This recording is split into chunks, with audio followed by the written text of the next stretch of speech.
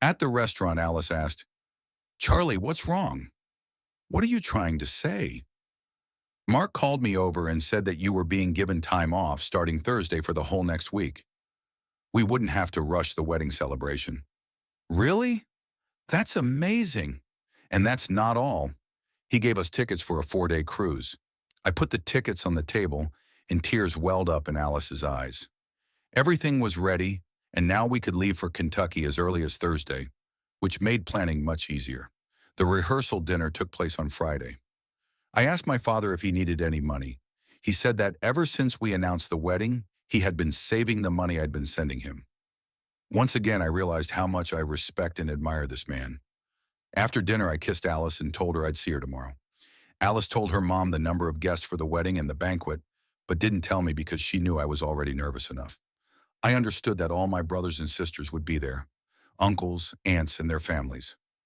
I had heard that the nearby hotels had been fully booked for months. I hoped our guests had managed to find a place to stay. On Saturday morning, I woke up, and Mom insisted that I eat breakfast. I couldn't go through this exciting day on an empty stomach. During breakfast, she told me that she and Dad had met the Carter family and found them to be very nice people who spoke very respectfully about me. After breakfast, I took a shower, shaved, and put on a white tuxedo to match Alice's dress. My brothers wore black tuxedos, and all four of them took part in the wedding ceremony. It was time to head to the church, which was 30 kilometers away. It was fairly large, and my brother mentioned it could accommodate over 600 people. As the guests began arriving, my brothers and I helped them find their seats. Many said I didn't need to do that, but I insisted. I needed something to keep me occupied. Joanne arrived with her daughter, and I seated them with Alice's family. I greeted relatives I hadn't seen in years and was glad to spot a few coworkers among the guests.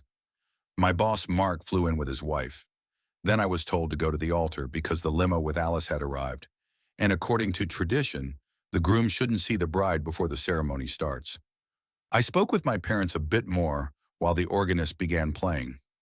After a few pieces, it was announced that the guests should take their seats, and the wedding was about to begin. I walked down the aisle. I walked to the altar and stood next to the priest. First down the aisle came Sandy, Alice's younger sister, with my brother. They looked stunning. Then Maria, the other sister, walked down with my second brother. After them, my married brothers walked with their wives.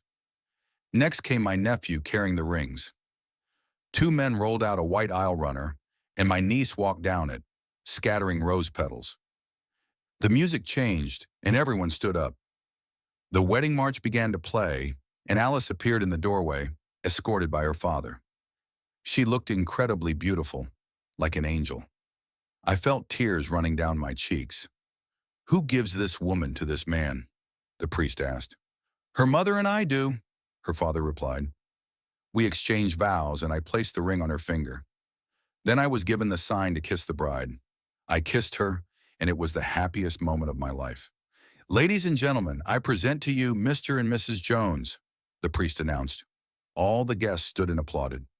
We exited to the front of the church with the rest of the wedding party to thank everyone who came to our wedding. It took more than half an hour for the church to empty as guests headed to the rented hall. When we arrived at the reception hall, drinks and appetizers were already being served. The band had started playing, but no one was dancing yet. Tables were set up around the dance floor. As soon as we walked in, the entire room rose and gave us a loud welcome. We took our seats, and Alice's father said a few words and announced the start of dinner. The buffet was set up on both sides so everyone could get their food quickly. Alice and I were served first, but we probably finished eating last. Every time someone tapped their glasses with spoons, we had to kiss, and that happened every 10 seconds. Then some tables were moved to clear space for dancing. Alice and I were the first on the dance floor, followed by the rest of the wedding party, and then all the guests. The celebration lasted 4 hours. It was truly an amazing day. We had a great time on the cruise. When we returned home, we started looking for a new house.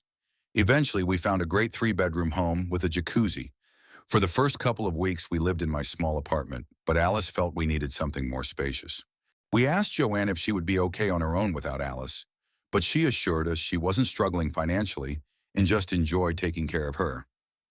Alice, but now it became my responsibility. Every evening, we wrote thank you cards to the guests. I think we're almost done with that now. We also have lunch together at work 3 times a week. It's been 3 months since the wedding, and everything is going great. We don't argue and always talk through and resolve any disagreements. We were always told that the key to a strong marriage is communication, and we actively follow that advice. One day, Alice told me that her friend from another job had called and said that Olivia found out about Bob's financial situation, that he was drowning in debt.